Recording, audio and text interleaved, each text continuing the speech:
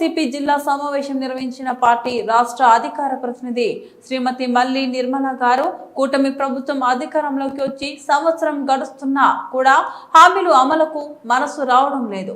సంపద సృష్టించి హామీలు అమలు చేస్తామన్న కూటమి ప్రభుత్వం సంపద ఎలా సృష్టించాలో మీరే చెప్పండి అంటున్నారు. అన్యాక్రాంతమైన ప్రభుత్వ భూములను, దేవస్థాన భూములను ప్రభుత్వం స్వాధీనం చేసుకోవాలని, లేని పక్షంలో ప్రతిపక్ష వైఎస్ఆర్సీపీ పార్టీ తరఫున మేమే చొరవ తీసుకొని ప్రభుత్వ భూములు ఎక్కడెక్కడ ఆక్రమించబడ్డాయో ఆ సర్వే నెంబర్తో సహా చూపిస్తామని చెప్పడం జరిగింది. అదే రోజు నారాయణ గారు అన్యాక్రాంతమైన ప్రభుత్వ భూమిని స్వాధీనం చేసుకుంటామని చెప్పడం సంతోషం. నారాయణ గారు ఆ భూములను ఎన్ని రోజులలో స్వాధీనం చేసుకుంటారు, వాటిని ప్రజా ప్రయోజనాల కోసం ఏ విధంగా ఉపయోగిస్తారు అనే విషయాన్ని మీడియా ముఖంగా నెల్లూరు నగర ప్రజలకు తెలియవలసిందిగా కోరుతున్నాము. అయితే నారాయణ గారి మాట మీద మాకు నమ్మకం లేదు. ఎందుకంటే బార్మాషియాల్ గుంటలో పేదవారి ఇళ్లను ఉన్న ఫలంగా ఖాళీ చేయమని చెప్పినప్పుడు నారాయణ గారు స్పందించలేదు. ఉన్న ఫలంగా పేదవారింటిని ఖాళీ చేయమంటే వారు ఎక్కడికి పోతారనే ఆలోచన నారాయణ చేయలేదు.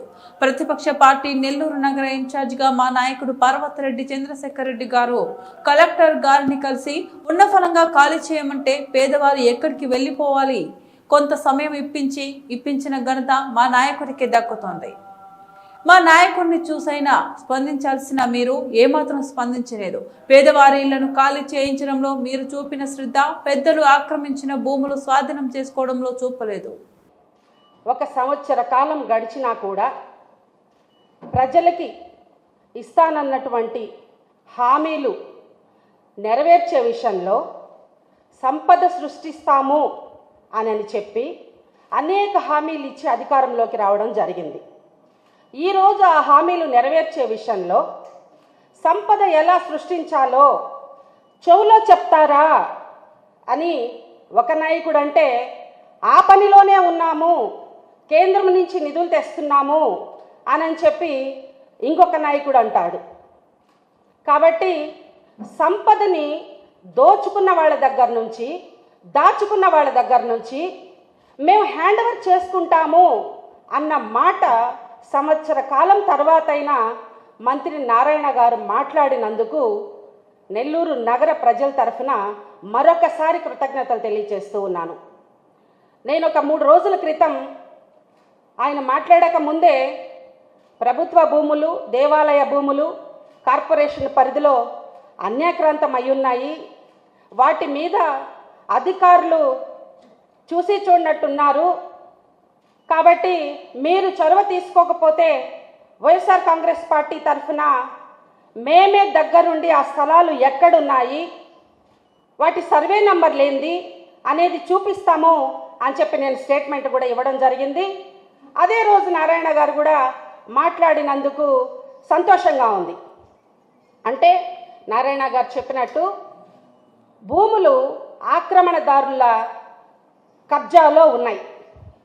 సార్, మీరు అవి ఎన్ని రోజుల లోపల వాటిని మీరు హ్యాండ్ ఓవర్ చేసుకుంటారు, ప్రజా ప్రయోజనాలకి ఏ రకంగా వాటిని ఉపయోగించబోతున్నారు అని ప్రతిపక్ష నాయకులుగా మాకు చెప్పకపోయినా పర్వాలేదు, కానీ మిమ్మల్ని మంచి మెజారిటీతో గెలిపించినటువంటి నెల్లూరు నగర ప్రజలకి, ముఖ్యంగా పత్రికా మీడియా సోదరులకి తెలియపరచవలసిందిగా నేను కోరుతూ ఉన్నాను.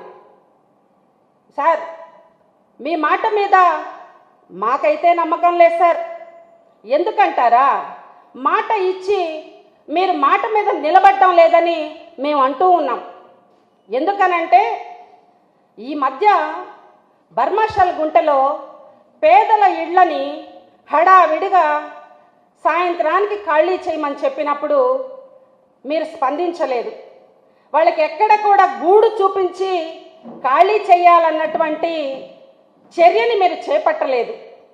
మా నాయకుడు పర్వతరెడ్డి చంద్రశేఖర్ రెడ్డి గారు అధికారులతో మాట్లాడి, అప్పటికే అక్కడ ఒక చనిపోయినటువంటి, మరణం చెందినటువంటి వ్యక్తి కూడా ఉన్నారు, ఎత్తుపడి కూడా జరగలేదు, ఆ కుటుంబాన్ని కూడా ఏకాఏకాన ఖాళీ చేయమంటే గ్రీవెన్స్లో కలెక్టర్ గారిని మాట్లాడి ఆ కుటుంబాలన్నిటినీ కూడా ఆదుకుని వాళ్ళకి ఎక్కడొక చోట షెల్టర్ చూపించే వరకు ఖాళీ చేయించకుండా చర్యలు చేపట్టినటువంటి ఘనత మా నెల్లూరు నగర వైఎస్ఆర్సీపీ ఇన్ఛార్జ్ మరియు ఎమ్మెల్సీ గారైనటువంటి పర్వతిరెడ్డి చంద్రశేఖర్ రెడ్డి గారికే దక్కింది.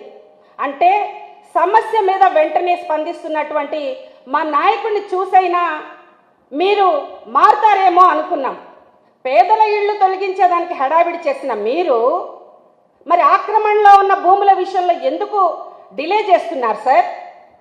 మీరు ఈ మధ్యకాలంలో ఇసుకని దోచుకుంటూ ఉంటే మీ సొంత పార్టీ నాయకుడే దాన్ని పట్టిస్తే మీరు ప్రైజ్ మనీ ఇస్తానని చెప్పి కూడా మీ నాయకులు, మీ పార్టీ కార్యకర్తలు ఉన్నటువంటి కాన్ఫరెన్స్లో మీరు చెప్పారు.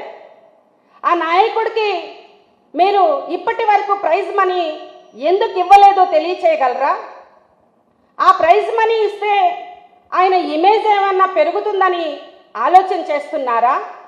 లేకపోతే ఆయనకి ఏమన్నా పాకెట్ మనీని ఏమన్నా ఏర్పాటు చేయించారేమోనని జిల్లా ప్రజలు మాట్లాడుకునేటువంటి భావన వస్తుంది సార్. మీరు ఇస్తానన్న ప్రైజ్ మనీని వెంటనే ఇచ్చి మీరు ఏదైతే మాట ఇచ్చారో ఆ మాట మీద నిలబడాలని చెప్పి నేను తెలియచేస్తూ ఉన్నా. అందుకే మాట మీద నిలబడడం మీకు ఇష్టం లేదేమో, మీ చేత కాదేమో అనుకుంటున్నాను. కాబట్టి ఆ ఇసుక విషయంలో మీరు చూసి చూడనట్టు ఉండడం, దాంట్లో ఎవరెవరికి ఎంత భాగాలు మీరే పంచారా? లేదు మీరు మీ కాన్ఫరెన్స్లో చెప్పి మీ తెలుగుదేశం పార్టీ నాయకులు, మీ కూటమి నాయకులకే ప్రైజ్ మనీ ఇస్తానని చెప్పారే, మరి మీరు ప్రెస్ మీట్ పెట్టి ఎవరైనా సరే ఇసుక దోపిడీ జరుగుతూ ఉంటే పట్టించిన వాళ్ళకి నేను ప్రైజ్ మనీ ఇస్తాను అని తెలియపరచకపోవడంలో ఆంతర్యం ఏమిటి? అంటే తింటే మీ వాళ్లే తినాలనే, పట్టిస్తే మళ్ళీ ఆ ప్రైజ్ మనీ కూడా మీ వాళ్లే తీసుకోవాలనా? పోనీ దాని విషయంలో ఎవరి మీద మీరు కేసులు నమోదు చేయించారు? ఎందుకని సైలెంట్గా ఉన్నారు? మీరు జిల్లాలో పర్యటిస్తూ ఉన్నారు కదా, దాని విషయంగా ఎందుకు పత్రికా సోదరులతో మాట్లాడటం లేదు? పోనీ ఇక మీదట ఏమన్నా అక్కడ ఆ ఇసుక దందా జరగకుండా ఏమన్నా మీరు చర్యలు చేపట్టారా? ఈ నెల్లూరు నగర ప్రజలకి తెలియచేయండి సార్, మాకు తెలియచేయాల్సినటువంటి అవసరం లేదు. పోతే మీ నాయకులే కొట్టుకొని కేసులు పెట్టుకుంటూ ఉంటే, ఏదో మా పార్టీలో నుంచి కూడా మీ పార్టీలోకి వచ్చారనుకోండి సార్, ఏదో మీ దగ్గర ప్రశాంతంగా ఉందామనో లేకపోతే మీరు ఏదన్నా ఉపయోగపడతారనో మా పార్టీని వదిలేసి మమ్మల్ని మోసం చేసి కూడా మీ పార్టీలో చేరిన వాళ్ళు, మీ పార్టీలో ఉన్నవాళ్ళు, మీ పార్టీలో చేరిన వాళ్ళు కొట్టుకొని కేసులు పెట్టుకుంటా ఉంటే అసలైన రాజకీయ నాయకుడు లక్షణాలు ఏమన్నా ఉన్నాయా సార్ మీలో? కొట్టుకోండి, కేసులు పెట్టుకోండి, ఇద్దరిపైన కేసులు బుక్ చేయించేస్తా. అందుకా సార్ నాయకులు మీ చెంతకు వచ్చింది? అందుకా సార్ వాళ్ళు ఏమైనా రౌడీలా, గుండాలా సార్? వాళ్ళకేదో ఒక సమస్య వచ్చింది, ఆ సమస్యను పరిష్కరించండి. వాళ్ళకి వచ్చిన సమస్య కూడా ఎలాంటి సమస్యలేని అనుకుంటా, ఎక్కడో కాంప్రమైజ్ అయ్యే విషయంలోనే అనుకుంటా వాళ్ళకి వచ్చిన సమస్య కూడా. మరి ఆ సమస్యను పరిష్కరించకుండా నాయకులు కొట్టుకోండి, కేసులు ఇద్దరి మీద కేసులు బుక్ చేయిస్తానంటారు. ఏం రాజకీయ నాయకులు సార్ మీరు? ఇకపోతే దేవాలయ భూములు అన్యాక్రాంతం అయిపోయి ఉన్నాయని స్వయంగా ఒక 2 నెలల క్రితము సుమారు మీ పార్టీ నాయకులే ఒక డివిజన్ ఇన్ఛార్జ్ ఆ ప్లేస్లో నిలబడి ఒక మీడియాకి బయట కూడా ఇచ్చి మాట్లాడాడు. ఈ భూమి అంతా కూడా దేవాలయానికి సంబంధించింది, ఇది ఆక్రమణకి గురయ్యింది, అతను మన పార్టీలోకి వచ్చి చేరున్నాడు, దీన్ని కాపాడండి మొర్రో అని మొత్తుకుంటే పట్టించుకోరు. ఇంకెక్కడ మీరు భూములు కాపాడతారు సార్? నిజంగా ఇసుక దోపిడీ విషయంలో అక్కడ ట్రిప్పర్లు, జేసీబీలు, లారీలు ఇన్నిటిని పట్టుకుంటే మీరు వాటిపైన ఎలాంటి చర్యలు చేపట్టారు, ఎవరిపైన కేసులు నమోదు చేయించారు, చేసిన వాళ్ళు ఎవరు అనే విషయాన్ని కూడా మీరు నోరు తెలిసి చెప్పాలి కదా సార్. ఈరోజు లేఅవుట్లలో స్థలాలు కొన్నటువంటి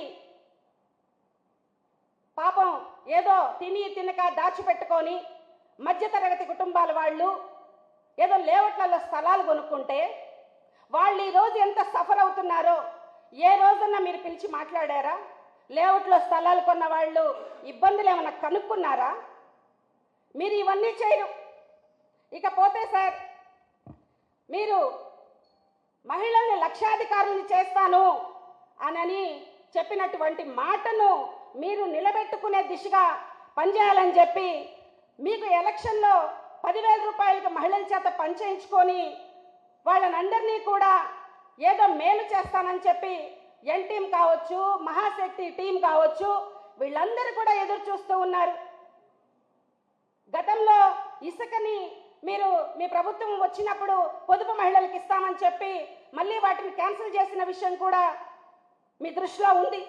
మరి ఇలాంటివి మహిళలకు ఇచ్చి ఆదుకుంటే మీరు ఇచ్చిన మాట మీద నిలబడ్డ వాళ్ళు అవుతారు కదా సార్. మీరు 60 ఇళ్లకు ఒక సాధికార కమిటీ అని వేశారు. 60 ఇళ్లలో ఏం జరిగినా వాళ్లే ముందుకొచ్చి నాకు చెప్పాలి అన్నారు. మరి వాళ్ళని అడగండి సార్, ఎక్కడెక్కడ భూములు కబ్జా అయి ఉన్నాయి, ఎవరి ఆధీనంలో ఉన్నాయి, ఎవరు వాటిని అమ్ముకుంటున్నారు. ప్రభుత్వం ఎక్కడన్నా ఇస్తే ఒక పేదవాడికి 1 సెంటు భూమి ఇచ్చింది సార్. 1 సెంటు భూమిని పొందకుండా 1 అరెకరాకి పట్టా చేయించుకున్నారంటే దాన్ని ఏమంటారు సార్? అవన్నీ కూడా అధికారులు నిమ్మకి నీరెత్తినట్టున్నారు.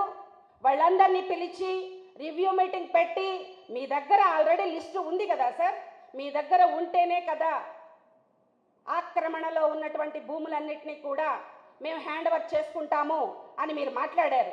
కాబట్టి ఎన్ని రోజుల్లో మీరు ఆ భూమిని హ్యాండ్ ఓవర్ చేసుకుంటారు? ఎప్పటిలోపల ప్రజా ప్రయోజనాలకి ఆ భూముల్ని ఉపయోగిస్తారు అన్న విషయాన్ని మీరు తెలియపరచాల్సినటువంటి అవసరం ఉందని నేను తెలియజేస్తూ ఉన్నాను. ఇకపోతే మీకు చీకటి మంత్రి అని కొంతమంది, నేనైతే అనను సార్, మీరంటే గౌరవం ఉంది, మిమ్మల్ని కొంతమంది చీకటి మంత్రి అని పిలుస్తూ ఉంటారు. మరి కనీసం చీకట్లైనా పోయి కబ్జాలు చేస్తున్నటువంటి స్థలంలో కన్స్ట్రక్షన్ జరుగుతూ ఉంది, పరిశీలనకి వెళ్ళండి సార్. నైట్ టైం అయినా పరిశీలనకి వెళ్ళండి సార్.